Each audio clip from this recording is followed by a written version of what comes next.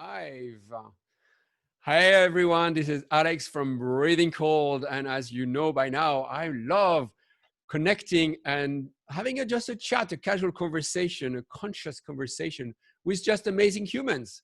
It's just an excuse really to connect with people that are my favorite humans and just have fun and chat and hopefully bring some insights on what's going on within you, so you get to live the life you want to live, not the life that you've been conditioned to live, but your true life, true expression, finding your breath, and in that case today, finding your voice. We're with Barbara Tanze. I hope I don't butcher her name too much.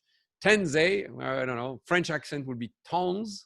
And Barbara is an incredible human. She's a breath coach, but she's also an opera singer, and she works with athletes and performers all over the world who are coming and reaching out to her to increase their performance as athletes. So having both the voice activation, her whole thing is voice up, and then at the same time, the understanding how you can improve and increase your performance through mastering your own breath.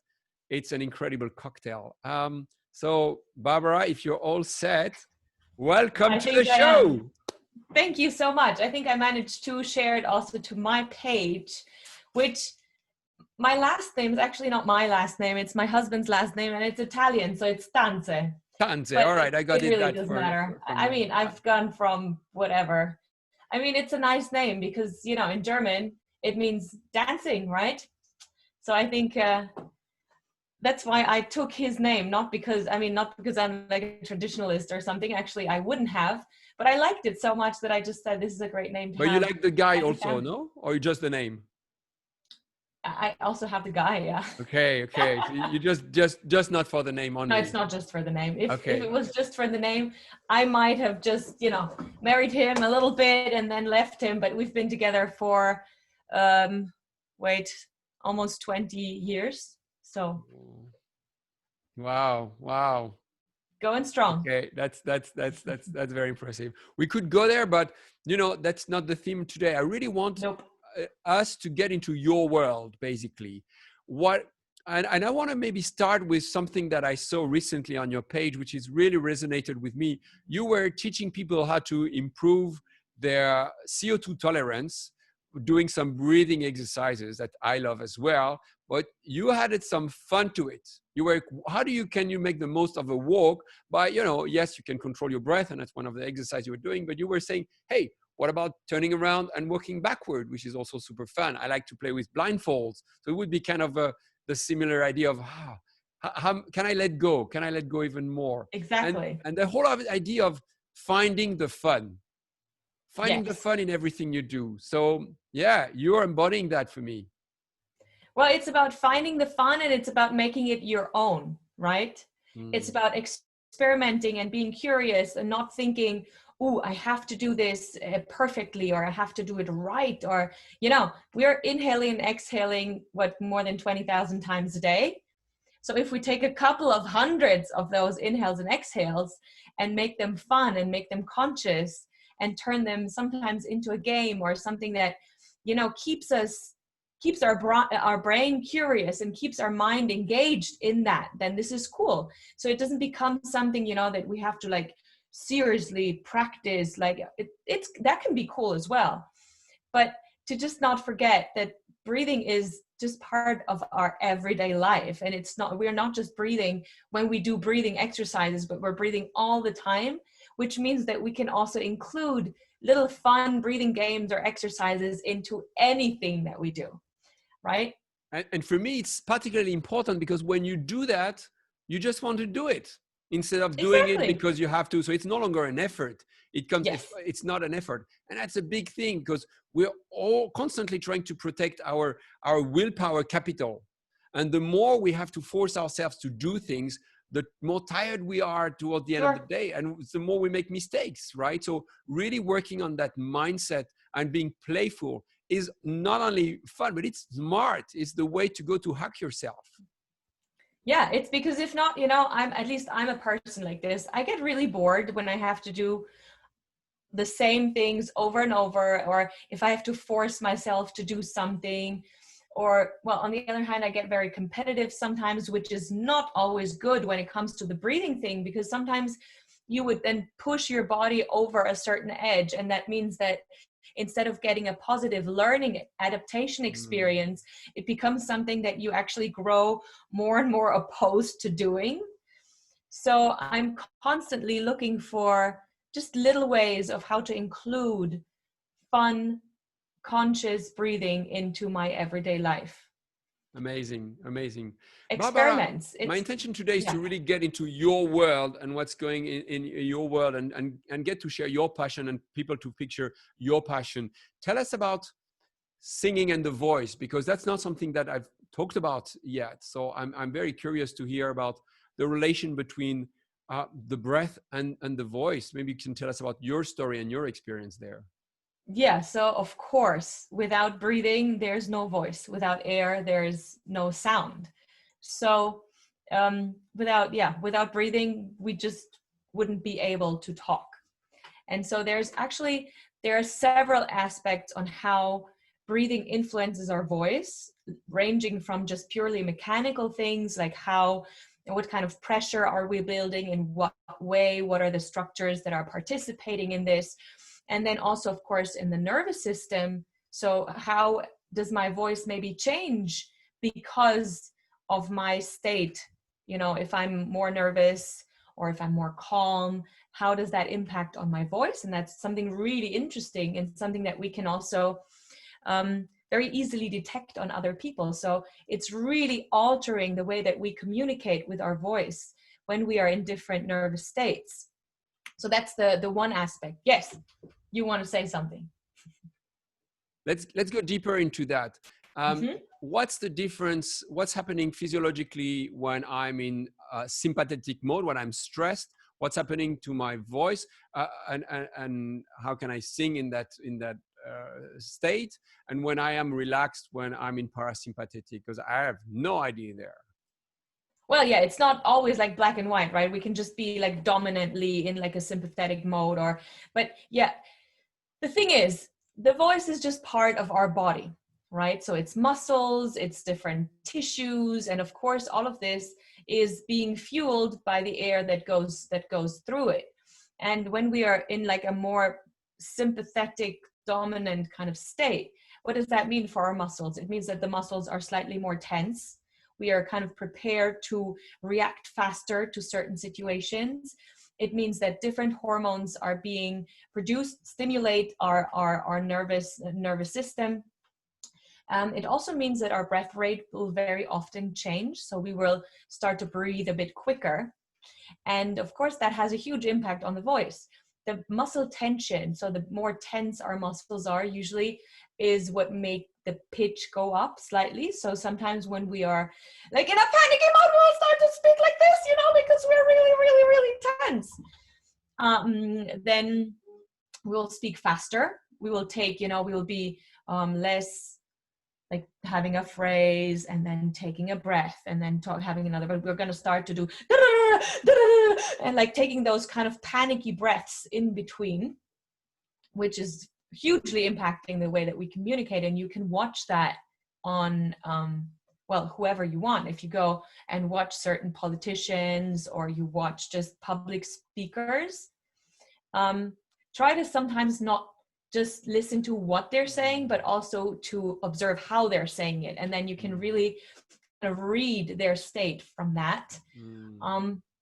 And yeah, so the state really influences the way that we use our voices. For a singer, that means that for example, if we have stage fright, or even for a speaker also, when we're nervous before going on stage, then we are in that higher sympathetic state, which on one hand is great because it's going to help us focus more. You know, this adrenaline is going to put us into a state where we can perform stuff that maybe we wouldn't be able to if we were in a more parasympathetic state. So all of this really does make sense, but sometimes we have the tendency to go a bit more into the sympathetic side than we would like to.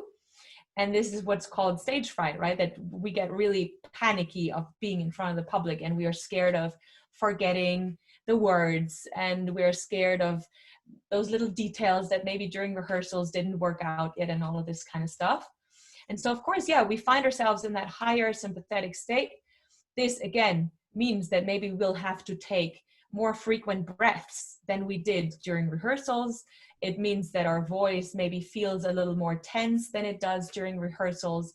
And what I've been really interested about in the last couple of months, actually in the last year or so, is how the CO2 tolerance influences that, like the possibility to perform well with our voices on in a stage or maybe audition or kind of stressful situation. So how our CO2 tolerance influences that. So if I just say a few words about what CO2 tolerance is, because I guess that a few people maybe don't know what I'm talking about here, is CO2 is basically the stress messenger in our body. So our body really measures CO2 in several different places because our body doesn't want the CO2 to go up to a critical level where we would basically fall into a coma and then die.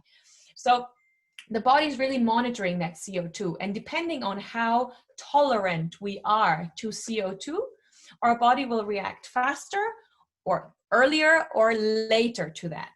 And so my hypothesis for singers is that when they are used to like very low CO2 levels, meaning that maybe already in everyday life they have a faster breath frequency, that they will also then have more issues with being kind of having this breathlessness and being much quicker in a higher sympathetic state on stage than maybe somebody who has a slightly higher CO2 tolerance. So that means that the body reacts a bit later to tell us that, you know, oh my God, there's too much CO2 in the system.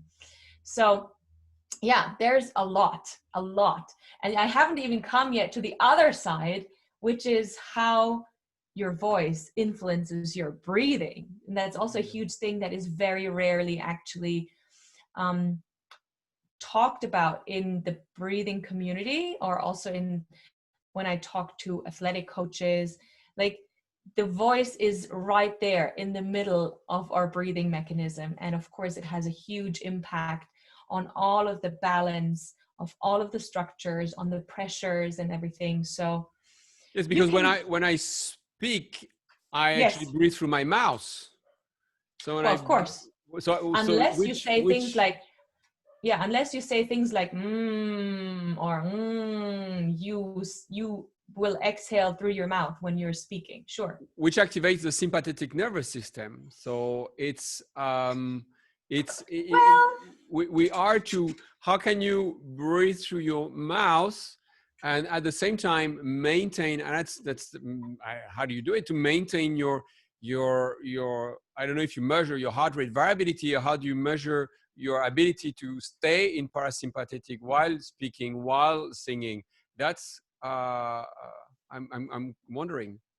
Well, so the thing is, you know, you don't breathe through your nose, but your vocal folds are actually a very, very strong resistance to the outflow of air. So you prolong your exhale, which is parasympathetic. Yes. So you have a longer exhale than an inhale, which gets you in more in balance. That's why we are relaxed when we sing, when we whistle, when we do karaoke, in my case. So, you know, that's all those fun practices gets us to relax. Yeah. So we should not forget that the voice is a very important valve. It's a very important point of resistance. And when we speak, there's actually very little air going out of our body because our vocal folds are holding back a lot of the air. I can demonstrate this with a balloon, which is one of my pet peeves is using balloons for helping people to feel pressure inside the body. But it's also a great illustration of how much slower air is exiting our bodies when we speak. So I'm gonna exhale once into the balloon without using the voice, so you can see how fast that goes. So I'll just take a really big breath.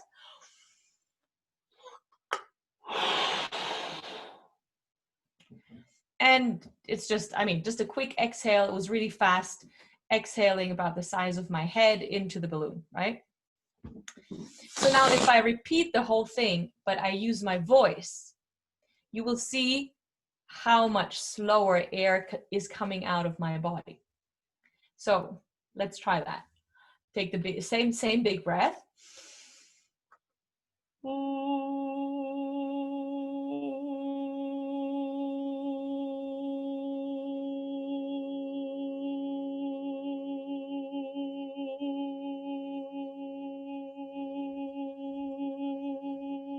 Well, you get the picture, you know, I'm not even halfway there. Amazing demonstration. Thank you for And that. you see, this really, I think a lot of people kind of tend to forget or don't even know this, that when we speak, or especially when we sing, because when we sing, we have longer vowels. So if I say something, usually my vowels are not going to be long, but if I sing, then the vowels are much longer. So that means that my vocal folds are going to be closed for more time, and that slows down the amount of air that comes out of my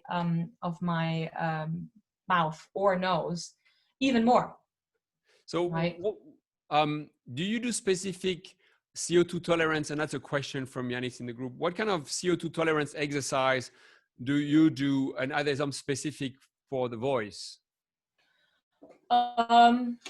I don't think that there are any like really specific exercises for CO2 tolerance that I would do for the voice. I usually try to make all of my singers realize that breathing is something that they need to work on all the time, not just for singing, because here's the other, it's really such a paradox, isn't it, that we think that there are different ways of breathing for singing, and then there's a different way of breathing for sports, and there's a different way that we are breathing all the time. Actually, if our breathing works in an efficient way, then yeah, of course, depending on how we use the breath, there are going to be different impacts on the breathing system. So if I do sports, my breath frequency most certainly will go up. I will breathe faster, but I should breathe the same way, right? It shouldn't all of a sudden be, oh, when I do sports, I need to breathe completely differently. I need to breathe,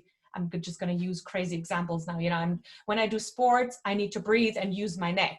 And when I sing, I need to breathe and I use my, I don't know, back. That's like, doesn't make sense. We need to use the whole system in the most balanced and efficient way all the time. And it will then adapt to whatever the needs are. But those adaptations are actually little, or the more balance we have in the entire structure, the smaller those differences are going to be. So for my singers, I try to have them realize that the more efficiently they breathe in everyday life, and the more they can do those simple CO2 tolerance exercises, like when you do, you know, inhale, exhale, and then you walk a couple of steps with holding your breath, or just simple box breathing exercises, or just maybe simple humming exercises if we want to combine that with voice. But if they do those kind of exercises and their breathing is better in the 20 plus hours of the day that they don't sing, then chances are that when they're singing, their breathing is going to be better and their CO2 tolerance is going to be better for them as well. On that, guys, I really invite you to check Buteyko, Buteyko, and Oxygen Advantage. There are tons of great videos and exercises to do, and they're really working well. And you can also check BOLT score, BOLT, body oxygen level test, that gets you really information on that. So I want to continue, but this is really where you want to get those practical exercises. Now, another thing is, where do you breathe from? Because, you know, we know that ideally you want to use the full capacity of your lungs, but, you know, you've got those costumes and you don't always have access to your full capacity. So I wonder, how do you train people to breathe deeply? Maybe again, if there is anything specific to the voice, I'd be curious to hear that. So when they have to wear costumes that are like really tight, or like corsets or stuff like that, yeah, that is actually a big issue. And I think that we always have to adapt to whatever situation there is. It's a bit like when with athletes, you need to work with them on the body position that they're in. Like with cyclists, they're going to be hunched, so that means that there's going to be a reduced possibility for their ribs to move. Of course, what I tend to now tell my singers is, look, try to make the costume so that it works for you, right? If it has to be tight or it has to look tight, make it elastic, you know, make it possible that it kind of gives a little bit. At least I had myself a terrible experience of having a too small costume that didn't give, there was no possibility for me to breathe, and it was really traumatic. So I would say that we need to do compromises, and we need also the people who do the scenography and who do the costumes. We need those people to start to understand that they're working with living bodies, and that, I mean, nowadays we have so much so many possibilities of working with different materials. You know, you can make something look amazing, but still it has a little bit of that elasticity to make it possible for your ribs to move. So that's, I mean, I would call on all people who are making costumes for singers and the singers themselves to just be vocal about this. You know, just if you are called, it's useful if singers are vocal, aren't they? Isn't it? Well, they need to stand up for themselves. You know, they need to say, look, you know, when they go to the atelier, if they're working at an opera house or something, it's not just like, okay, this has to look cute, but it has to be functional. And this is really important. So what kind of breathing exercise do you in order to improve your singing performance? Are you doing those CO2 tolerance exercises? Is there anything else that you want to share that you specifically do? Yes, and I do use the BOLT score, but I also use the CO2 tolerance test on shiftadapt.com, which is a different kind of CO2 tolerance test, but it's interesting. It's because it's so different, because it keeps everything moving, and I like that a lot. With also tons of free exercises that people can use. I really, really like all sorts of humming exercises when you want to connect your breath to your voice. And then another thing that's really cool, and that maybe in the breath community is not yet so much used, but in the singing community we use that more and more, is using straws. So basically you have, and this is a really cool one, this is the SOVT straw because it's telescopic. So you can kind of basically work on the resistance that you want to use. And so we would do just kind of breathing exercises or vocal exercises through the straw, which again is a resistance. It kind of narrows the way that we can exhale, and it causes more back pressure. And so this is a great way for people also maybe who are not necessarily singers but speakers to experience their voice in different ways. So if you just have a normal straw also at home, just try to make a sound through the straw, right? And see how much you can hear the air that comes out at the end, how there's such a big difference between lower pitches and higher pitches. There are tons of different straws out there, but you can of course also, like I do here in my drinking bottle, for one, because it looks prettier when I drink with a straw, but I just have a straw in here. And then you can also blow bubbles, which again makes it really a lot of fun. And you can do that with kids. So for example, you can just, with kids especially, just tell them, hey, how long can you blow bubbles on one exhale, right? And that you can do that without the sound or with a sound. Again, prolonging the exhale. In this case, it's also really good exercise if you have a tired voice, or if you have the feeling that, you know, you need to, you have something important to do with your voice, you want to warm it up. It's a great way, for example, for teachers or people who need to do some presentations or do any kind of talks. Just a couple of minutes of just doing short little exercises into the straw is a lot of fun. So yeah, those are exercises that I would use for myself and with my students. Fun, Barbara. On the voice, before we go into performance, which I know is a big part of your work, on the voice itself, is there anything you want to talk about? Something that's so interesting is really that we don't hear the same, or our voices the same like other people hear it, right? And because we live with our voice every day, we sometimes are used to a sound that is not necessarily the most efficient sound that we can make.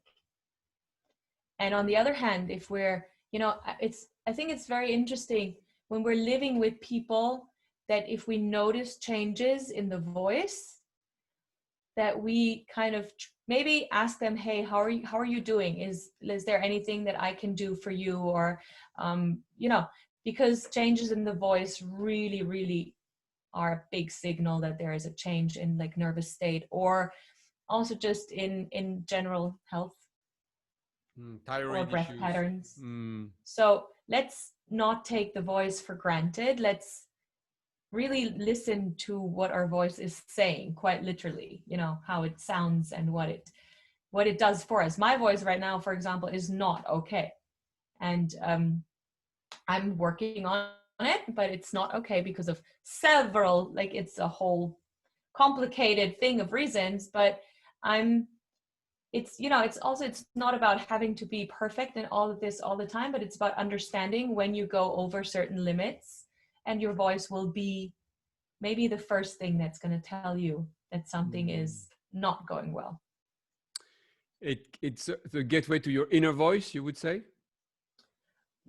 Yes, if we take the time to connect to it, like with everything. To listen to our own voice. Yeah. Literally. Just the sound, like try certain things with the voice. Try to, again, experiment with it. Get to know it. Many people maybe who aren't singers, they don't even know the full range of their voice. They don't usually go up into higher pitches. They don't try how that is. And that means that the voice is very often not used ever in its entirety, in it's like a range of motion thing, right?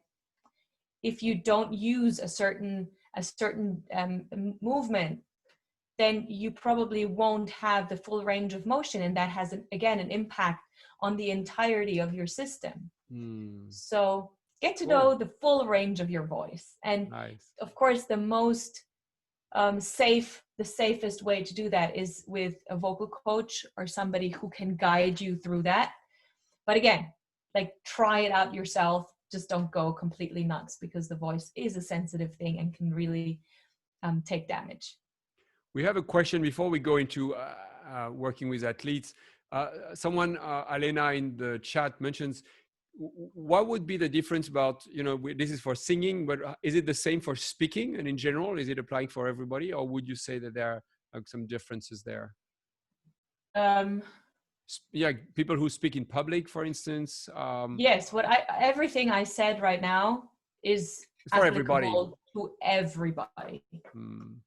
All right, so let's dive into working with athletes, because I know can you make us the correlation between working with singers and working with athletes to start with? How, it seems like it's two worlds that are, so far apart. So tell us about that. Mm-hmm. Well, in a way, it's closer than people would think, because of course, athletes use their voices and singers use their bodies.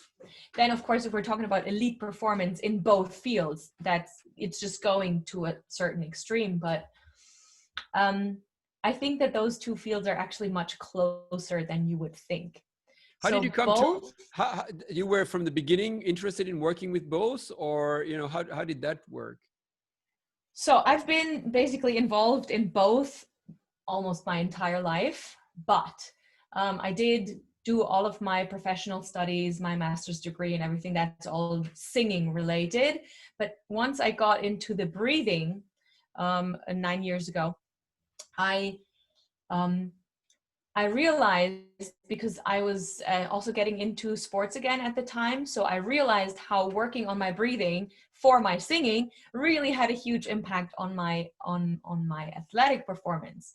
So when I was growing up, I was a competitive swimmer, which was actually at the time already very good for my singing, because especially in swimming, breathing is just so important, and how you breathe and to time your breathing, and to really be careful as a swimmer. It's so important to have rib mobility, and because if not, it's so hard to get enough air into your lungs in that really split second that you have. I didn't realize that at the time. I just always felt that singing was so easy for me. Maybe that was one of the reasons why. And so now when I came back from this whole operatic career professional, and I went back into first swimming and now triathlon, I realized that the whole breathing thing really had a huge impact. And so I started to work with athletes with exercises that were mostly developed for people who are singers. But since I was studying this method based on Carl Stau's work, he was actually also a choral director, and he was working a lot with singers, but he also worked with Olympic athletes. And so I kind of said, hey, if that worked for him, and I'm kind of using the same procedures, the same kind of work that he does, then I really want to try that out with athletes as well. Yeah. And again, I realized that there's actually a big hole, like a big hole in even athletes who are working on their breathing with methods like oxygen advantage, or also the art of breath, or I realized that there are two holes actually. And one hole is really body mechanics, like a big emphasis on rib mobility, which was something that when I read the book, The Oxygen Advantage, I was really missing. There's nothing written about rib mobility and how to, get those structures moving so that everything else is much easier. If you're trying to work on your nasal breathing, but you have a completely stuck rib cage because you just never thought about it, and nobody told you that there are around 100 joints in your rib cage, and your rib cage is something really mobile. Then if you have a really completely stuck rib cage and you're trying to breathe through your nose, it's going to be much harder than if you have a lot of flexibility in your rib cage. So we need to address that. And I found that there was a big hole there. And so working with athletes on rib mobility was something that I found, or that they have found very beneficial for them. Yeah, interesting. Just on the rib, you mentioned that because, as you know, I love playing with the ice and getting into ice baths, and studied with, I had experienced Wim Hof, and it was believed for a long time that the secret of Wim's resistance to the cold was the ability of developing and having a high level of brown fat in the upper part of the body. And they realized that it was not the case. And the latest study tends to show that it's really your ability of activating those intercostal muscles that can generate the heat to maintain the temperature in the core. And when you're breathing and really expanding and feeding into really the ribs and expanding, that can generate a lot of energy. And yes. So it's super. And as you said, those are muscles that we don't think about. We are focused on these ones and the butt and sometimes the abs. But, when do you work on your intercostal muscles? That's not something. Oh, yeah. Well, with me, a lot, all the time. So intercostal muscles are just so overlooked everywhere. But I mean, most people that I talk to, they don't even realize A, that they have intercostal muscles, and B, how those work. Because of course we have that sensation, right, that our rib cage expands, but actually that's a false impression. What's happening actually is the ribs are moving up and down because of the activation of the intercostal muscles. And so really we need to give those intercostals a little bit of attention in order you know, to prepare the entire the big structures to then be flexible enough so that we can deal with all of those kind of little things that are like breathing through the nose or through the mouth. I am convinced that a lot of people that are having problems or that are doing mouth breathing and they don't even realize it. I mean, it's a hypothesis. It's not anything that I have researched or studied, but I'm pretty sure that this has a lot to do with rib mobility. If your ribs are mobile and moving nicely, that means your diaphragm can move really nicely. That means that there is basically no reason for your body not to breathe through your nose. But if everything here is stuck, then you have this, your body has this feeling that it can't, you know, it can't expand there. It needs to open up something else if this is not open. That's the super whole interesting. yin yang thing, right? It's interesting. So I don't think it's studied much, because from my knowledge about it, it's more about the jaw, and you know, James Nestor's book, if you have read it, on breath, and really that idea that we, because of the way we eat, we have narrow airways, so we are pressuring. Oh, sure. You know, the whole what's going on in the jaw. I don't need to enter there, but it's true. I haven't looked much into what's going on into the intercostal muscle. Well, just think, you know, if you here, I have a glass here, right? And if you were trying to kind of inflate something in a hard structure like that, well, it's, you know, you're gonna hit a limit really soon. And then, you know, if you hit that limit really soon, then and you still don't feel like you got a full breath, then what are you gonna do? You're gonna do that. You're gonna start to basically want to move your entire rib cage instead of moving the ribs. That's another point that I really need to make very clear when I say that we need the ribs to move. I mean the actual ribs. So I don't mean we need the rib cage to move up and down as like one structure. The rib cage is not one structure. It is a lot of 24 ribs that happen to be connected with each other at the sternum, but the entire front part where the ribs connect to the sternum, that's cartilage, right? So there's a lot of flexibility there, meaning that the individual ribs that are connected to the spine in the back, each rib can move slightly differently. And when we have ribs that don't move, then of course, yes, this is going to have an impact on everything. So we would like to have all of those ribs moving as flexibly as possible so that we do not need to use secondary respiratory muscles to move like the entire structure as one thing.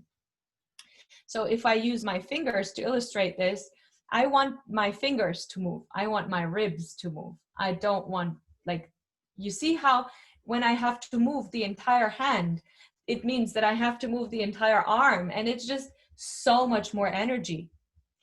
So in order for this to happen, that the ribs, the actual ribs are moving, not the rib cage as a whole, we need to free the intercostal muscles. We need to become aware of the intercostal muscles. That's the biggest thing. Yeah, that makes 100% complete sense. So what I remember you showing us last time in the training, you really get in there with your fingers and massage. Yeah. So is that something like you do daily? You just go into your intercostal muscles, and that's what you recommend your athletes to do? You create flexibility and space between the yes. ribs? Is that one of the... Well, you know, I'm not sure how much with pressure we are able to create anything in structures, but what we are definitely going to do is we're going to create feedback, sensory feedback. So it means that we actually put those intercostal muscles and the rib cage as a whole on the map for our brain. Because if we never think about those structures, you know, if we never consciously focus on those things, if we don't even realize consciously that we have muscles in between the ribs, that means for our brain that there is a hole there, like there is a feedback hole there. So it basically gets feedback only when something's wrong. And we actually would like our brain to get a lot of feedback from this area when everything's going fine, because this is going to calm our brain. It's going to be like, okay, cool, ribs can move. That means I do not need to, have a higher breath frequency.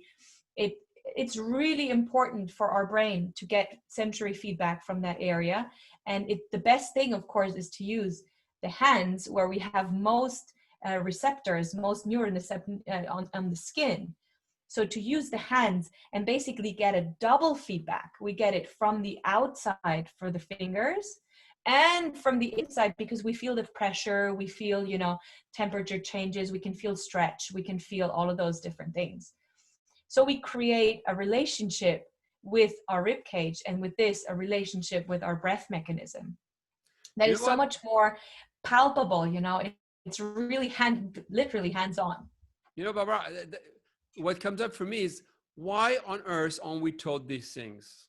You've got half of humanity right now that is struggling to breathe, that are focused on being completely disempowered and relying on someone. No one ever tells us anything about how we can improve our breathing capacity. And okay, just put an intubator, let someone else be in charge. But there's so much we can do preemptively, whether it's on a diet level, on a lifestyle level, and now, on really something physical, tangible, to improve the way we breathe. Man, that's... Yes. Well, this is why your and my work is so, fascinating right now. And it's so great that we get to talk about those things. And it's wonderful that more and more people are interested. So I'm running this breathing group on Tuesday mornings in Europe, at least, for people who survived COVID and who still struggle with breathing, or who struggle from any other kind of breathing related issues. And, we're really just doing that. We're just kind of getting feedback. We're going in the intercostals. We're doing really easy breathing exercise, but it's just to start a relationship with your breath. Wow. So this, if anyone wants to join us, it's for free. It's Tuesday mornings at 9 a.m. CET. So that's Paris or London. No, not London, Paris, Berlin time. And I mean, it's just so much fun. It's great for me as well. It's a win-win situation, because that means I get to do half an hour of breathing exercises. Exactly.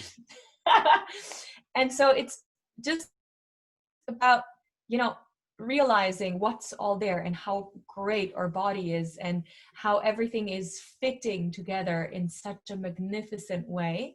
And then, of course, if people feel something and they're like, but I'm not sure, well, then we go into more individual stuff. And I used to be very cautious on doing group things at all, because breathing is so individual, and I still prefer doing really it one-on-one, so we can discuss every little detail and every little question. But I think at this point, we are in a reality where so many people, maybe they needed to be on a ventilator because that saved their life. But then after getting off the ventilator, or even just after being really sick for a long time, they go home, they're at home, and right now there's not really a lot of care after that. It's just, oh, well, now you're negative and now basically you're healthy again. So get on with your life. But so many people are struggling with breathing after having COVID, or after having other diseases, or just in general. And I think it's really, this is why I said, okay, hey, I'll do a group lesson to just reach as many people as possible, because it's so important. And it's not only about, doing the itsy bitsy little detailed stuff about high performance and how to get a couple more seconds, into that you're a bit faster, or that you can sing this one note more precisely. Yeah, that's important for the people who are elite performers. But there's a huge amount of people out there who just need to breathe. Literally, they just need to be connected with their breath, and realize that that they can also breathe differently. And it's not just, it's not because they can't breathe differently that they're breathing fast, but it's just because they forgot how to do it and they are not connected to themselves. So yeah, I mean, we're all in this together, Alex. Thank you, Barbara. That was, yeah, very inspiring, and I'm very grateful that you bring this and you're coming on support of the community. So thank you for your contribution and doing it for free. Well done. That's Well, for you. So it's Barbara, a win-win situation. I think we got a lot, and I just want to honor your time. So tell us, how can we connect with you? What is your offering at the moment? How can we support you? Yeah. So if you want to join any of my breathing groups, I do have one in Slovenian, but I think that very few Slovenian people are actually listening to this now. So the breathing group on Tuesday mornings, you can sign up if you write to office@voiceup.si. Maybe I can also then put that in the chat under the Facebook Live. I also do have a couple of webinars going on. So I have like a 6 weeks breathing course where we really dive into the whole mechanical stuff and we do some voice things. You can check that out on my website. It's www.voiceup.si. You post a lot on social media. You're very active. Yeah, you can follow me on Instagram. It's BT_breathing coach. You can follow me on Facebook, which is Barbara Tanze /breathing coach. Yeah, I mean, look. Cool. Yeah, amazing work you're doing. Lots of stuff. Yes, very, very highly recommend to work with you. I really love everything you produce and you put out there. And there's so much free content you put out there as well, and tons of amazing exercises. So really worth checking your profile. I always learn a lot from your posts. So thank you for what you're offering. Yes, and I am happy to work in all 5 languages that I speak. So if you don't feel comfortable with English, it's fine in French, in Italian, in German, and in Slovenian as well. Oh my God, how awesome can you be? You know, wow. I don't know. Well done. I just feel old at the end of the day. So welcome, and thank you so much, Barbara, for your time. And you'll be one of our coaches in the upcoming teacher training. So if you guys are into breath work and want to find your own breath, breathingcoldbali.com. Join us. Yes. We're going to have a lot of fun with these trainings. And yeah, otherwise, see you on another episode. Thank you. Yes, wonderful. And tell us what you think. Do you practice? Do you sing? What exercise do you do? Do you practice Barbara's exercise? You know, give us some comments and feedback. That's always welcome. All right, guys. Thanks, Barbara. Perfect. Have a great day. Bye-bye. Bye.